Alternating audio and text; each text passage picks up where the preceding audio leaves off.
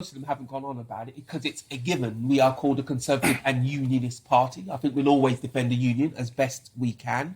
And everybody knows Sturgeon's plan. Look, let's be clear, she's a brilliant politician. Bringing it up now to get it highlighted is her prerogative. Of course, she should do that.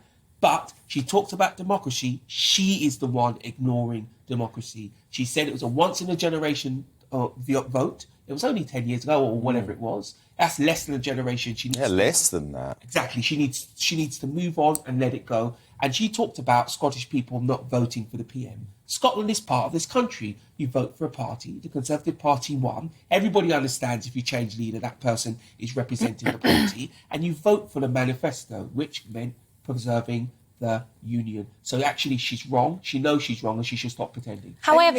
Nicola Sturgeon, she is actually gaslighting the Scottish people now because she knows that there is zero chance of this referendum taking place. It's an illegal referendum. She is gaslighting Scots. She is wasting tens of millions of pounds. She is a disgrace.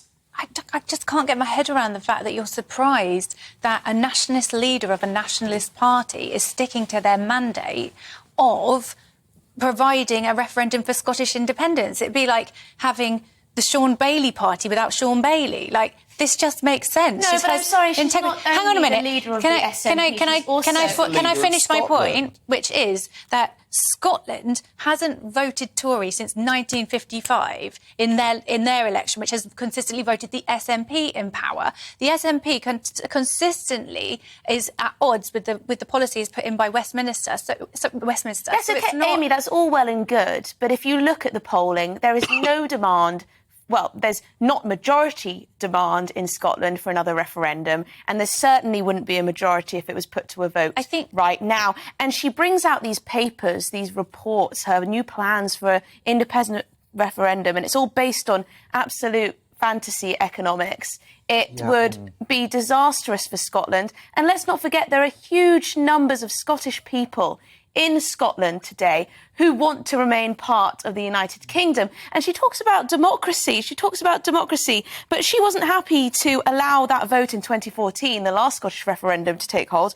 As Sean said, that was a once-in-a-generation. However, I do agree with her that there is some kind of democratic deficit. I think the democratic deficit is the fact that 14 million people voted for Boris Johnson and now he's been ousted off the back of what MPs... You don't have a problem with that, Amy. You don't have a problem with that when it comes to the ousting of Boris, do you? Well, no, because you vote for the Conservative Party, not Boris Johnson himself. Yeah, we talk about We've been through this. Yes, but the point is, Amy, when it comes to Scottish independence, right, we are one country. The United Kingdom is one country. And Scotland voted in 2014 to stay in the United Kingdom. However, as Emily says, everything Sturgeon says is based on fantasy because they're not going to be able to re-enter the EU, probably at all, unless they adopt the euro. Then Spain would veto the whole thing anyway. So her whole case is based on fantasy, and she's wasting tens of millions of pounds to promote a fantasy. You've hit upon something really important to this, that, 2014, I usually do. A lot has changed because we had the small issue of Brexit. Now, Scotland voted overwhelmingly to remain within the EU, and I think that's why this is even more important. Amy, why would you want to support a nationalist?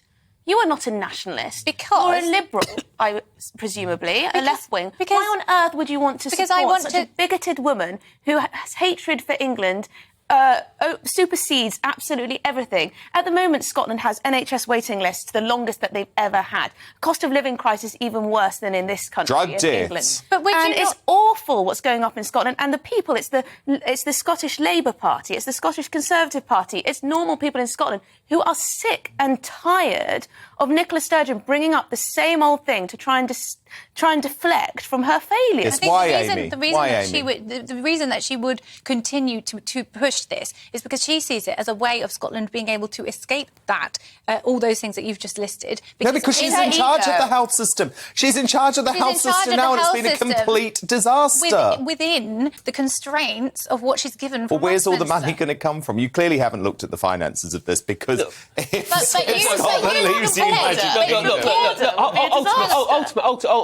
ultimately, it comes down to this. The people of Scotland had an opportunity to vote for independence and they voted to stay part of the union. What they should be doing now is forcing Nicola Sturgeon to focus on Scotland and not her own agenda. She's the NHS in Scotland's in it, Party. and that's correct. But Scotland, as a leader of Scotland, even beyond her home views of being separate from the UK, she has to look after Scotland, and that she's failing to do. The whole purpose of the party is to promote independence. No, the whole purpose of the party is to look after Scotland. What I would say, and by the way, at the last say... election, though, Emily, she was very clear. Yeah. She said to the Scottish people, this isn't a vote about independence. This is a vote about recovery from COVID. And you can vote for us even if you don't believe in independence. She just flip-flops all over the does. place. But what I would does. say is the Conservatives do have a problem in Scotland, and they do need to sort that out.